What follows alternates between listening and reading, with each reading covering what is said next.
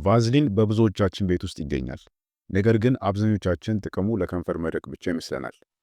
ዛሬ ግን ውድ የውበት መጠበቂያዎችን የሚያስንቁ 9 የቫዝሊን ሚስጥሮችን እነግራችኋለሁ። እስከ ቪዲዮ ፍጻሜ አብራችሁን ቆዩ። ከዛ በፊት ግን ቪዲዮን ላይክ በማድረግ ጀምሩት። መልካም ቆይታ።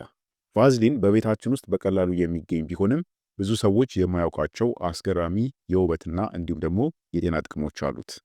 አንደኛ፣ ሽቶ ረጅም ጊዜ እንዲቆይ ይረዳል። አንደኛውና ብዙ ሰው የሚወደው ሽቶን ረጅም ጊዜ እንዲቆይ ማድረግ ነው። ሽቶ በባህሪው አልኮል ስላለው ቆዳችን ላይ ሲረጭ ወዲያውኑ ይበናል ወይም ደግሞ ይጠናል። ሽቶ የምትረጩበት ቦታ ላይም መጀመሪያ ትንሽ ቫዝሊን ቀቡት። ቫዝሊኑ ሽቶ ወደ አየር እንዳይበን አፍኖ ስለሚይዘው ቀኑ ሙሉ መዓዛው አብሯችሁ ይቆያል ማለት ነው። ሁለተኛ፣ የፊት ቆዳን እንዲለሰልስ ያደርጋል። ቫዝሊን ራሱ እርጥበት አይሰጥም፣ ነገር ግን በቆዳችን ውስጥ ያለውን እርጥበት እንዳይወጣ ይከላከላል። ፊታችሁ እንዲያንጸባርቅና እንዲለሰልስ ትፈልጋላችሁ? ስለዚህ ማታ ፊታችሁን በደንብ ታጥባችሁ ክሬም ወይም ደግሞ ሞይስቸራይዘር ከተቀባችሁት በኋላ ቫዝሊን ተቀብታችሁ ተኙ። ጠዋት ቆዳችሁ ልክ እንደ ሕፃን ልጅ ቆዳ ለስልሶ ታገኙታላችሁ። ሶስተኛ፣ ለቅንድብ ውበት። ቅንድባችሁ እንዲያምርና እንዲስተካከል በትንሽ ብሩሽ ቫዝሊን ነክታችሁ ቅንድባችሁን ብታበጥሩት ቀኑን ሙሉ ሳይዘበራረቅ ውብ ሆኖ ይቆያል። ቅንድባችሁ እንዲያምር ብቻም ሳይሆን የአይን ሽፋሽፍታችሁ ረጅምና ወፍራም እንዲመስልም ማታ ማታ በጣም ጥቂት ቫዝሊን መቀባት ትችላላችሁ። ለቅንድባችሁ ውበት እጅግ ጠቃሚ ነው። አራተኛ፣ ለተሰነጠቀ ፀጉር፣ በተለይ የጫፍ ጫፍ ፀጉር መሰንጠቅ። የፀጉራችሁ ጫፍ ተሰነጣጥቆ ካስቸገራችሁ በትንሽ ቫዝሊን የፀጉራችሁን ጫፍ ብቻ ሹት። ስንጥቁን ይደብቀዋል፣ ፀጉራችሁም ጤናማ እንዲመስል ያደርገዋል። አምስተኛ፣ ለቆዳ ጫማና እንዲሁም ደግሞ ቦርሳ። ያረጀ የቆዳ ጫማ ወይም ደግሞ ቦርሳ ካላችሁ ጥቂት ቫዝሊን በጨርቅ አድርጋችሁ ወልውሉት፣ እንደ አዲስ ያንጸባርቅላችኋል። ስድስተኛ፣ ጌጣጌጥ ለሚያስቸግራችሁ። የጆሮ ጉትቻ ስታደርጉ ለሚያማችሁ ወይም ደግሞ ቀለበት ለሚጣበቅባችሁ ሰዎች መፍትሄ ነው ቫዝሊን ማለት ነው።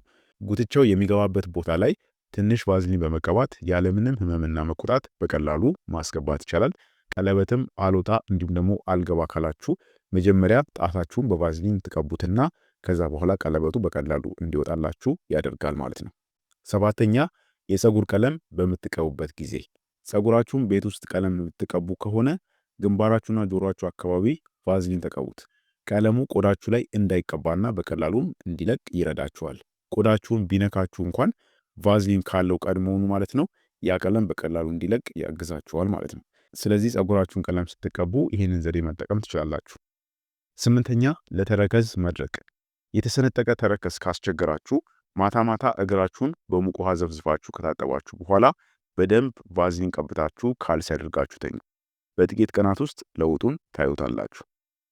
ዘጠነኛ፣ ስክራፕን ለማዘጋጀት። ቫዝሊን ከስኳር ወይም ደግሞ ከጨው ጋር በመቀላቀል ምርጥ የሆነ የሰውነት ማለስለሻ ስክራፕን ማዘጋጀት ትችላላችሁ።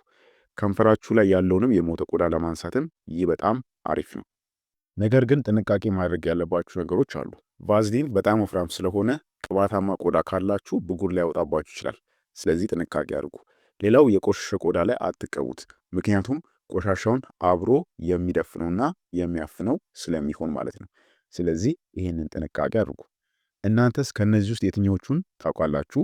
ሌላ የምታውቁትም ጥቅም ካለ ኮሜንት ላይ ጻፉልኝ። እንዲሁም ደግሞ በቤት ውስጥ ውበትን መጠበቂያ ዘዴዎችን ማለትም ሌሎች የቤት ውስጥ ውበት መጠበቂያ ዘዴዎችን እንድሰራላችሁም ከፈለጋችሁ ኮሜንት ላይ አሳውቁኝ። ይሄ ቪዲዮ ጠቃሚ ሆኖ ካገኛችሁት ሼር እንዲሁም ደግሞ ላይክ ማድረጋችሁን አትርሱ። ቻናሉም አዲስ ቻናል ስለሆነ ሰብስክራይብ አድርጉ። በቀጣይ ቪዲዮ እስከምንገናኝ ቸር ሰንብቱ።